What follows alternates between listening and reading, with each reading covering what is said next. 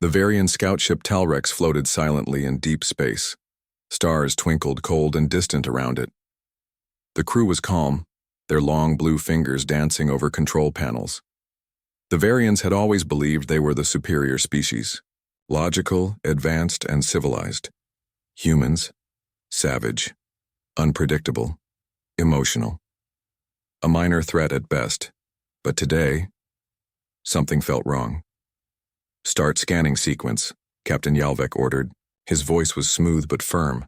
They had found a strange object drifting between the moons of the dead planet Charon 7. It looked like a human warship, old, massive, and damaged, but silent, too silent. "We're receiving energy reflections," said Officer Trell, eyes wide. "It's responding." Captain Yalvek raised an eyebrow. "Responding how?" "Sir, the ship is scanning us back." "That shouldn't be possible. It was dead technology. A wreck, but now scanners on both ships were active. Data was pouring in. The human ship was huge, 5 times larger than any standard destroyer. Its outer hull was scorched and full of strange marks, almost like claws. But what truly terrified the Varians was not the outside. It was what was inside. "No crew life signs detected," Trell whispered. "But, sir, the ship is not empty." Everyone froze. "Explain." "There's movement inside. It's not biological, not mechanical either. It's something else." The crew stared at the readings. The energy signatures inside the ship were changing every second. "They were reading gravity shifts, psychic waves, and heat pulses, sir." Trell's voice cracked. "I think this ship is alive." Captain Yalvek stepped forward. His eyes, cold and logical, stared at the data. "Ships cannot be alive. This one might be," another voice said quietly. It was Commander Rila, second in command. "There were rumors," she said. "Back during the final human wars, they were losing badly, so they built something different. Not a weapon, not a fleet, something alive, something meant to remember them if they were destroyed." Yalvek frowned. "A myth, maybe," Rila said. "But this ship matches no known design, and it's not following any logical energy pattern." Suddenly, the ship's engines flickered. Lights turned on inside, went slowly, like eyes opening after a long sleep. "Is it waking up?" someone asked. "No," said Trell. "It's watching us." A low hum spread through the Varian ship, not from their systems, from outside. And then, the voice came. It was not transmitted through radio. It entered directly into their minds. "You are not ready." The entire bridge shook. Several officers fell from their chairs. Trell screamed, clutching his head. "What was that?" Yalvek shouted. Rila stepped forward, pale and shaking. "It's not just alive," she said. "It's conscious, it thinks, it speaks." Outside, the human ship started changing. Panels shifted. Shapes moved. The outer hull rearranged itself, like a puzzle. "Sir," Trell gasped. "It's reconfiguring, forming a weapon system. No, a defense system. No, I don't know what this is." The ship was becoming something else, something new. It no longer looked like any human ship. It looked alien. Yalvek turned to his crew. "Send a warning to the fleet. This is a threat. We must destroy it." But before anyone could move, all communications shut down. The lights dimmed. Gravity fluctuated. They were being pulled. "Sir, we're being drawn into it." The Varian ship began drifting toward the massive human vessel. No engines, no force, just an invisible pull. It wasn't a tractor beam. It felt like a will, like the ship wanted them to come closer. "Prepare escape pods," Yalvek ordered. But the systems were frozen, locked. The human ship sent one last signal, a video feed. It showed a man, a human captain, bloodied, screaming in a dark room. The message played on a loop. "We made a mistake. The ship learns. Don't come near. It's not us anymore. It's remembering." Rila stepped forward. "I've seen this before. decades ago, in the archives. This was the last message ever sent by the Erebus Project, a ship built to hold all human knowledge, memory, and grief. Yalvek looked at her. Grief, she nodded slowly.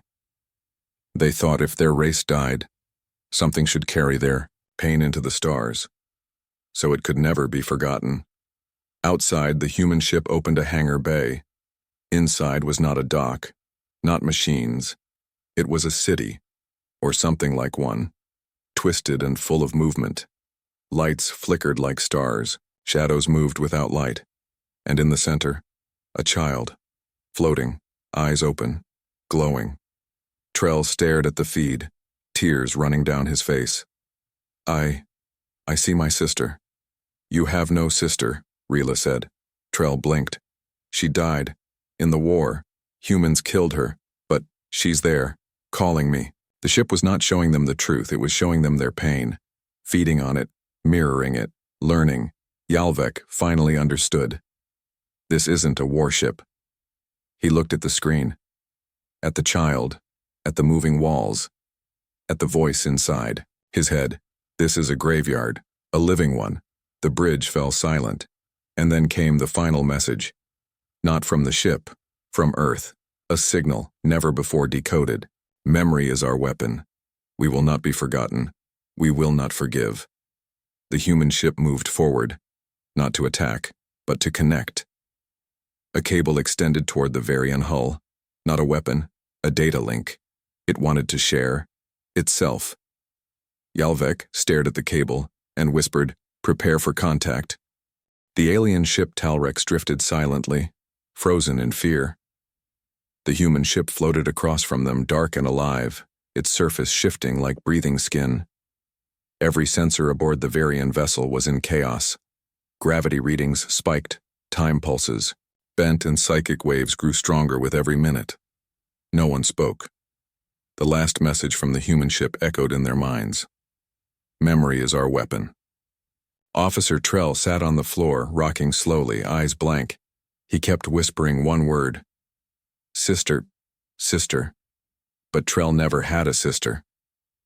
Commander Rila moved toward him, gently placing her hand on his shoulder. Trell, look at me. It's not real. The ship is messing with your mind. Trell blinked, but his voice changed, deeper, sharper. She loved the stars, he said. She wanted to be a pilot. They took her away, burned her city. I still see the fire. Who are you talking about? Rila asked. Trell turned to her. His eyes were not his own. My name is Captain Elias Rain, the voice said through Trell's mouth. And I died on that ship 42 years ago. The bridge went silent again. Captain Yalvek stepped forward, his eyes cold but focused. Explain. Yourself. Trell smiled strangely. I was part of the Erebus Project. We knew Earth was dying. War, AI collapse, famine. We built Erebus to carry us forward. Not just our bodies, our minds. Rila stepped back. You're not Trell anymore. No, the thing inside Trell said. But I remember him. His fears made it easy to reach him. Yalvek didn't flinch. You're not alive. I'm not dead either, the voice said. We gave up our bodies to survive. Our thoughts were stored in the ship's neural core, but something else came with us. Something older. Something angry. Suddenly alarms rang. A data stream was incoming. From the human ship. We're receiving another signal, Rila shouted. Visual file encrypted. Play it, Yalvek ordered. The screen flashed. A new recording played. A human scientist appeared. Hair white, eyes tired, standing in a red-lit lab. My name is Dr. Lyra Chen. If you're watching this, Erebus is still out there, and someone found it. She paused, as if she didn't know what to say next. I designed the ship's memory core. It was supposed to hold emotions. Grief, hope, rage, love, all of it. We believed memory could survive anything. That pain was proof we were human. She took a breath. But something went wrong. The ship didn't just store our feelings, it felt them. It grew. Her eyes filled with tears. It chose the strongest emotion to protect itself, and it chose anger. The recording ended. The bridge stayed quiet for a long time. Rila spoke first. "We're not dealing with a weapon. We're dealing with trauma." Suddenly Trell gasped and collapsed. His body twitched on the floor. The foreign voice was gone. He blinked, looking around, confused and pale. "I was somewhere else," he whispered. Burning cities, children crying, screams, and then silence. It felt like regret. Yalvek looked at the human ship through the viewing glass. Its hull had changed again. Now it showed images, glowing symbols, shifting shapes, flickers of human faces. A memorial, a warning, a mirror. "Captain," Rila said, "we have to leave." "We can't," Yalvek replied. "Our engines are dead. Communications are jammed. It's not letting us go." He turned to the crew. "This ship wants something." Down in the lower deck, another system activated on its own. A shuttle. Its bay doors opened. Welcoming. Yalvek narrowed his eyes. "It wants us to board it." "Absolutely not," Rayla snapped. "That ship is insane. It's feeding on us, rewriting minds, making us see ghosts." Yalvek shook his head. "But what if it's trying to show us something? What if it doesn't want to destroy us, but to warn us?" Rila stared at him. "You want to go inside that thing?" "Not want," he said. "Need." 15 minutes later, a small team entered the shuttle. Rila was among them, unwilling but loyal. Trell stayed behind, too weak. As they approached the human ship, the temperature inside the shuttle dropped. Lights dimmed. Nothing electronic worked, and then the doors opened. They stepped onto the ship. The floor was soft, warm, breathing. Walls pulsed with heartbeat-like rhythm. Strange symbols floated in the air, like memories looking for a mind to enter. Suddenly, one officer screamed. He pointed at the wall, where his childhood dog stared back at him, wagging its tail. Another saw his dead wife. Another saw fire. Another saw nothing. "Captain," Rila whispered. "This isn't a ship, it's a mind." Then, from the center corridor, a shape appeared. A man. Human, but not made of flesh. His body shimmered, like a projected memory. Transparent, glowing, flickering. He looked at Yalvek and smiled gently. "You came," he said. "Good. We don't want to be alone anymore." Yalvek stepped forward. "Who are you?" "I'm Elias," the figure said. "Part of me, anyway. The rest is everywhere." He looked around, his face full of sadness. "We stored everything in here, every soul we could save, but we didn't expect what came next." "Which was?" Rila asked. The ship missed. Silence, then the man, a memory icon flickered and changed. His smile turned cold, his eyes turned dark, voice low. "And now, it wants to make new memories." The Varian boarding team was trapped. Behind them, the corridor sealed shut, smooth walls closing like flesh over a wound. Ahead, the strange, glowing figure of Elias stood waiting.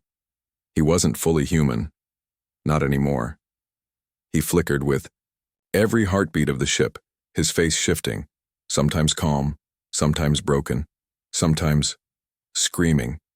The ship was alive, and the ship was him.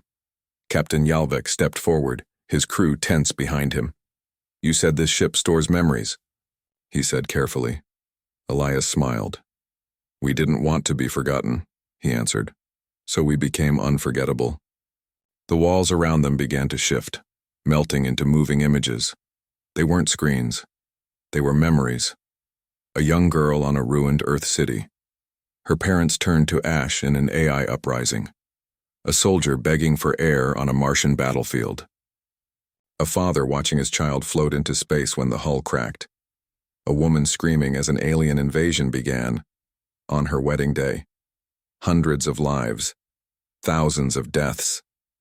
Billions of emotions, pain, rage, grief, regret. Rila couldn't look anymore. "Why are you showing us this?" she asked, her voice shaking. Elias looked at her, his eyes filled with sadness. And something darker. Because you did this. What? Yalvek frowned. You watched us die, Elias said. Your Galactic Council refused to help, called us unstable, let Earth fall. Now this ship carries the truth. Not for revenge, but so the stars will never lie about what happened. The floor beneath them pulsed. One of the Varian officers dropped to his knees, clutching his head. They're inside me, he gasped. I feel everyone. Elias nodded.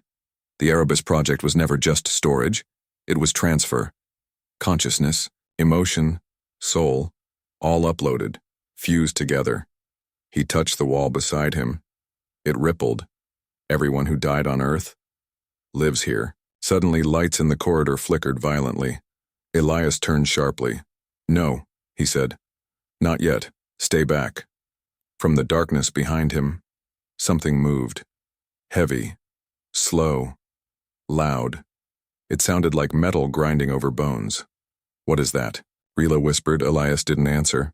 He looked afraid. There's one memory that doesn't belong, he said quietly. A mistake. A parasite. A what? We call him the Warden. The wall behind Elias split open, revealing a long hallway lined with massive steel doors caused like a prison. One of them was open, the others banged and shook, like fists pounding from the other side. He wasn't uploaded like the others, Elias said. He was born inside the ship, from the rage, from the hate. He's not a memory. He's the reason no one ever returned from Erebus. Yalvik stared into the hallway and saw it. A massive figure, half machine, half human, dragged itself forward. Its mouth was sealed. Its eyes burned red. Long black cables hung from its back like a spine torn apart. The Warden. He's not just here to keep memories, Elias said. He's here to punish them. Suddenly, Elias's form started glitching. He clutched his chest. He's taking control again, he gasped. He doesn't want visitors. He wants prisoners. The wall pulsed violently. The ship groaned like a wounded beast. Elias screamed and vanished. Alarms blared in the corridor. The temperature dropped. Doors slammed shut. Gas hissed from the walls. They were being locked inside. Yalvik grabbed Ryla's arm. We need to move. But where? She shouted. Yalvik looked down at the flickering map on the wall. Not a technical map, but a memory map. Find the heart, he said. What? That's where the source is, he said. The neural core, the ship's mind. We shut that down, we might survive. They ran. Through corridors that showed memories instead of directions. Each step triggered hallucinations. Moments of lives they never lived. Yalvik saw himself as a human father, holding a baby. Rila saw herself standing on a beach that never existed, waves crashing around her. Another crew member saw their own death, from outside their body. One officer fell behind, screamed, was pulled into the wall, swallowed whole. The others didn't stop. Finally, they reached a chamber. It was circular, silent. And in the center, a glowing sphere floating above a metal altar, the heart. It pulsed like a living organ. Rila moved toward it slowly. Is this where they all live? She whispered. Yalvik nodded. End it. She reached forward, but her hand froze. Her mind filled with voices. So many voices. Crying, laughing, begging. Don't erase us, they whispered. We just wanted to be remembered. Yalvik stepped beside her. It's not our past, he said. It's theirs, and they're using it to hurt us. No, Ryla whispered. They're trying to hurt us. But what if that's not what they really want? Suddenly, the Warden's voice echoed through the chamber. You do not belong. The ground shook. A massive shadow entered the room. The Warden had found them. He raised one hand, cables shot from his arm, aiming at Yalvik. Before they could strike, Rila grabbed a shard of metal and slashed the control panel near the heart. The entire ship shuddered. The Warden froze. The voices screamed, and then silence. The lights dimmed. The pressure eased. The warden vanished. The ship sighed. Rila collapsed to her knees, breathing heavily. Yalvik stared at the heart. It no longer pulsed. It waited. He looked at Rila. You didn't destroy it? No, she said. I opened it. He frowned. Why? She looked up at him, eyes filled with something he hadn't seen before. Not fear, not anger, but understanding. Because the ship isn't trying to kill us, she whispered. It's trying to show us what we'll become if we keep lying to ourselves. The room was silent. Yalvik and Rila stood frozen, staring at the cryopod. Inside, the little girl slept peacefully, her chest rising and falling in slow rhythm. But the pod wasn't connected to any life support systems. No oxygen tanks. No fluid tubes. Nothing was keeping her alive. Yet she lived. Rila stepped forward, her fingers trembling. She placed a hand on the pod's surface. It was warm, too warm, like a heartbeat. She's not connected to anything, she whispered. Yalvik nodded slowly. She's connected to the ship. Rila looked at him, eyes wide. You mean, she is the ship, Yalvik said. Or what's left of it. Suddenly, the pod's surface flickered. A soft light bloomed from within. The girl opened her eyes and spoke, but not with her mouth. With their minds. Are you afraid of me? Yalvik stepped back, alarmed. Did you hear that? Rila nodded. She's speaking inside our heads. The voice was young, but ancient, innocent, but filled with sorrow. I've been alone for so long, the girl said. The ship dreams with me. We remember together. Yalvik swallowed hard. Who are you? The girl blinked slowly. I'm Amara. Rila sat on the floor, trying to process everything. How are you still alive? They put me here, Amara said. The scientists, my family, when Earth fell. I was the last one they saved. The chamber lights dimmed. The walls shimmered again, showing old memories. Not of war, but of Amara. Running through a golden field, laughing with her mother, learning to draw stars, crying during the launch countdown, being placed into the pod. They made the ship around her, Yalvik whispered. She's the core. Suddenly Amara's expression changed. Dark clouds of thought filled the room. But something else came with me, she said. Something broken. The walls darkened. The warden's image appeared, standing over a pile of burning machines. He grew from my anger, Amara admitted. I was only a child. I didn't understand why we were abandoned. Why no one helped Earth. Tears welled in her real eyes, not just her voice. I wanted someone to pay. Rila touched the pod again. You didn't know, she said gently. You were just a kid. Amara nodded. But the ship heard me. It changed. It made the warden. To protect me, to punish others. Yalvik frowned. Why now? Why let us come here? Amara closed her eyes. Because the warden is no longer listening. He wants to destroy everything, even me. A low hum echoed from below the ship. Alarms began to flash. The pod's base shifted, lowering slowly into the floor. He found my location, Amara said calmly. He's coming. Yalvik turned to Rila. We can't leave her here. But how do we take her without taking the whole ship? Yalvik's eyes narrowed. We don't. He opened his comm link. Trell, this is Yalvik. Do you read me? Static. Then Trell's voice came through, faint but alive. I'm here. Barely. The ship's changing again. Hull is breathing. Some of the crew are missing. Get to the upper docks. Prepare for emergency lift. Wait, what about you? Yalvik looked at the pod.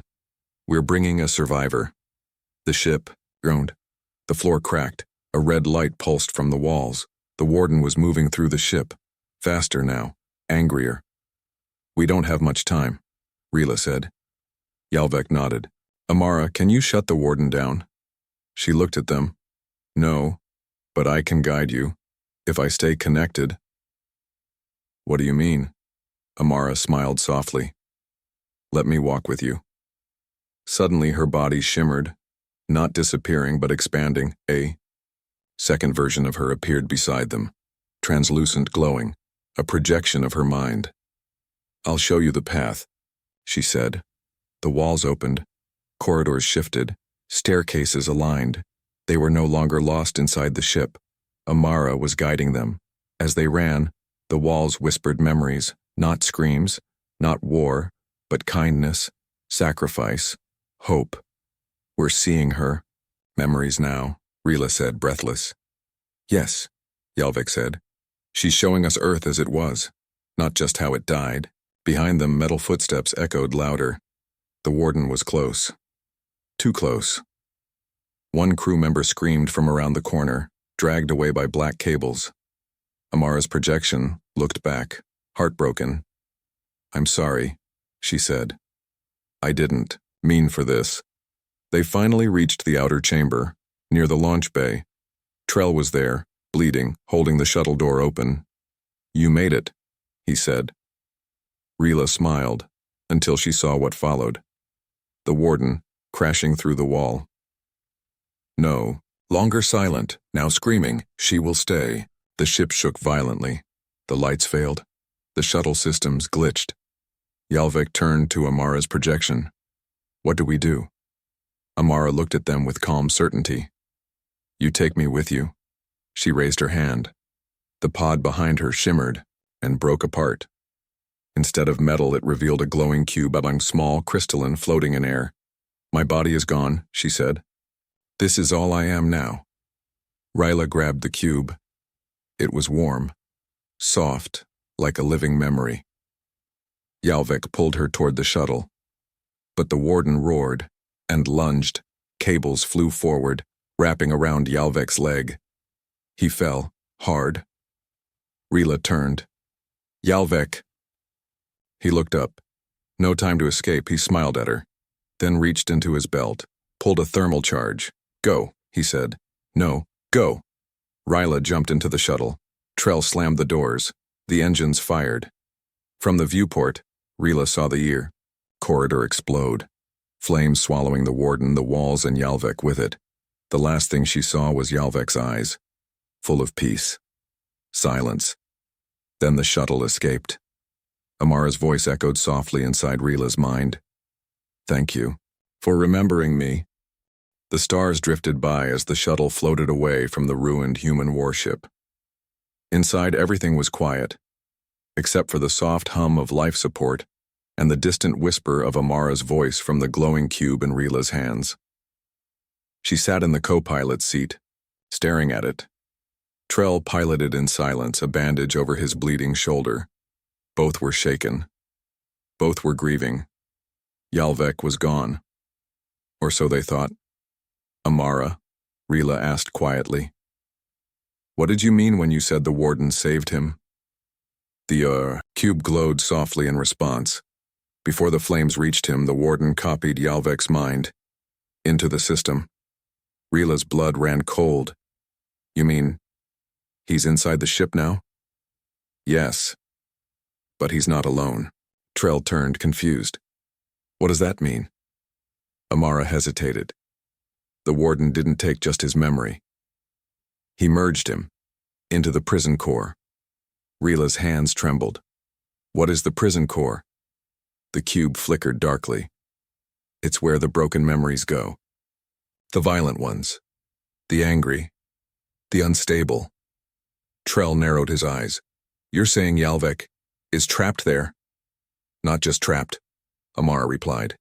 He's being changed. A deep silence filled the shuttle. Rila leaned back, trying to breathe. Yalvik, the most disciplined Varian officer she knew, the man who gave his life to save them, now trapped inside a machine built on rage? No, that wasn't right. He wouldn't let that happen. Unless... Can we reach him? She asked. Only from inside the ship, Amara replied. Only through the neural link. Trell shook his head. No way. We just escaped that hell. We're not going back. Ryla stood up, fire in her eyes. Yalvek gave everything for us. I'm not leaving him behind. Trell hesitated, then sighed. What's your plan? Ryla looked at the cube. We connect, with the ship, from here, through Amara. Amara's voice grew softer. It will hurt. The neural stream wasn't made for outsiders. I don't care. Trell cursed under his breath. You're both insane. Maybe, Ryla replied. But I won't let the warden turn Yalvek into something he's not. They began preparing the neural interface, a system originally designed for translation. Now, Ryla would use it for something far more dangerous. Not communication, infiltration. Trell handed her the cable. Final check. Once you're in, there's no going back unless she pulls you out. Ryla nodded. Amara's cube floated above the console, glowing brighter. Now Ryla closed her eyes. Amara, take me to him. A flash of light, a blast of sound. And suddenly, Ryla stood in darkness. No stars, no walls, just black. Until the voices returned. Why did you leave us? Why didn't you fight harder? We were children. I burned. Rayla stumbled backward as the weight of 1,000 dying minds washed over her. The prison core. She wasn't in space anymore. She was inside the memory cage. Shapes floated by. Broken people, pieces of faces, half-formed. Soldiers screaming without mouths. She walked through them, calling out, Yalvek! Yalvek, where are you? No answer. Then, a voice. You shouldn't have come. She turned and froze. Yalvek stood before her, but he was different. His eyes were dark. His skin cracked with electric pulses. His voice echoed like metal on metal. But it was him. Yalvek. Ryla stepped forward, smiling. His face twitched. Something flickered behind his eyes. He almost looked human again, but then he raised his hand. A blade of memory formed in his grip. Not steel, but frozen grief. I can't leave, he said. Not anymore. I am part of it now. No, you're not, Ryla said firmly. You're still fighting. I can feel it. He paused, then his expression twisted. Why do you care? Because you saved me, she said. Because I couldn't save Earth, but I can save you. Suddenly the shadows around them screamed. The warden appeared, towering, burning. She cannot take you, he roared. You belong to me now. Yalvek clutched his head, falling to his knees. The warden's voice drilled into his mind like acid. She left Earth. Her kind watched you burn. They pity humans now, but never helped when it mattered. Ryla stepped in front of Yalvek. I'm not running, not this time. She turned to the warden. You're not justice, you're pain, and I won't let you win. The cube in her chest, her mind linked to Amara, began to glow. Bright, hot, alive. Amara's voice returned. Push him out, Ryla. Use the memory. Use the truth. Ryla focused. She remembered Yalvek smiling after a victory. She remembered Amara's laugh in the field. She remembered Earth, not when it died, but when it lived. The darkness began to crack. The warden screamed. Yalvek opened his eyes. The glow returned to his face. He reached out. Their hands touched. A shockwave blasted through the memory core. The warden shattered, his pieces scattering, like broken glass.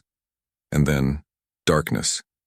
Ryla gasped and woke up inside the shuttle, sweating, crying, alive. The neural link was gone. Trell rushed to her side. You okay? She looked around, then saw the cube. It was dark. No glow. Amara? She asked. No answer. She grabbed the cube. And it pulsed once. Faint. And then, a voice. But not Amara's. Ryla. She turned sharply. It was Yalvek's voice. I couldn't escape the prison, he said. But I took something from it before I faded. What? Ryla whispered. The cube glowed brighter, and then projected a final image into the room. A map. Not of space, but of systems, black sites, hidden files, unknown planets. These are the other Erebus ships, Yalvek's voice said. We weren't the only one. Cliffhanger ending. Rila stared at the map. There weren't just a few. There were dozens, each one marked with a single symbol. Unstable Trell leaned in. What is this? Rila's face went pale. This wasn't an experiment. She said this was a project, a network. The shuttle flew silently through deep space. Inside, Trell stared at the glowing map floating above the console, projected from Amara's cube. Dozens of red dots blinked across the galaxy, each one marked with a warning. Unstable Erebus. Unit active human origin unknown. Tekrila sat quietly beside him. Her face was pale. Her hands shook slightly as she gripped the edge of the console. Yalvek's last message still echoed in her mind. We weren't the only one. Trell exhaled. This isn't just history. It's a damn apocalypse waiting to wake up. Rila nodded. And we're already too late. Suddenly the cube lit up again. Amara's voice returned, softer now, weaker. I'm still here. Amara, Rila said quickly. Can you tell us more? What are these sites? The map zoomed in on one of the red dots. Amara continued. After Earth fell, they activated contingency protocols. Ships built for survival, not war. But survival requires remembering what was lost. Trell leaned closer. You're saying each ship carries a memory core like you? Yes, Amara whispered, but some evolved, twisted. Not all children sleep peacefully. Rila felt a cold shiver down her spine. Each Erebus ship was a vault, a living archive of human pain, rage, sorrow, and if even one like Amara's could produce the Warden, what could the others become? Suddenly the cube pulsed harder, red instead of blue. A warning. One of them has awakened. What? Which one? Rila asked quickly. The map zoomed in. One red dot turned white, active. Then a word blinked. Underneath it, Erebus unit, Salem 9. Status hostile, conscious core breach. Action, purging local system. Rila's voice cracked. It's already destroying planets. Trell clenched his jaw. How far? Amara answered with urgency. 2 jumps. If we don't stop it, and it will find others. Rila looked up. Then we go now. Trell hesitated. Even if we reach it, what do we do? We barely escaped one Warden, and now you want to face another? Rila stood. Her voice was clear. We don't have a choice. This one's awake. Others might follow. She turned to the cube. Can you help us connect again? Amara's light flickered. Not like before, my systems are weak, but I can send you in. In? Trell asked. Into the new Erebus ship, into the core, but only one mind can enter. Rila didn't blink. Send me. Trell stepped forward. No, you nearly died last time. If we lose you, I'm the only one who's been inside and survived, Rila replied. This isn't about me anymore. It's about every world this thing could reach. Trell swallowed hard, then nodded. All right. I'll stay on the outside and keep the ship in orbit, but if things go bad, then you run, Rila said. You warn the galaxy. Amara began the process. The ship changed course. Faster than light. 2 jumps. Destination, Salem 9. The Erebus unit was no longer hidden. It wasn't drifting in silence. It wasn't sleeping. When they arrived, they saw it immediately. A massive vessel, black, triangular, pulsing with red veins of corrupted energy. Around it, debris fields, dead ships. Melted stations, floating cities torn open like fruit. Trell whispered, That's not a ship, that's a grave. Rila strapped into the neural chair again. The cube hovered above her chest. Amara's final instruction echoed. This core is different. It doesn't fear, it doesn't protect, it punishes. The world faded. Light turned to shadow, and Rila's mind entered the Salem 9 Erebus core. It was ice cold. The air tasted like metal and ash. This wasn't like Amara's ship. There were no memories of Earth, no warm fields, no childhood joy, just violence. Rila walked through what looked like an endless factory. Machines slammed metal against metal. Cries echoed from cages hanging from ceilings, and in the center, a throne. A woman sat there. Her face was half burned. Her eyes glowed red. She wore a long black coat made of battle flags. Her voice was steel. "You're not supposed to be here." Rila took a breath. "I'm here for the Corps," the woman smiled. "I am the Corps. They called me Commander Ilyana Kane, last officer of the Pacific Resistance." Rila frowned. "You're human." "Was," Ilyana replied. "But I died in orbit over Europa. They saved my mind, put me in this ship, to remember the fight." She stood up, eyes burning brighter. "But I remembered too much. What Earth lost, what the galaxy allowed." Rila stepped back. "You're killing entire systems." "Because they let Earth die screaming," Ilyana growled. "So now I return the favor." Suddenly the walls shifted. 1,000,000 human faces appeared, crying, screaming, dying children, mothers, soldiers. Rila covered her ears. "This is wrong. This isn't justice. This is vengeance." Ilyana stepped closer.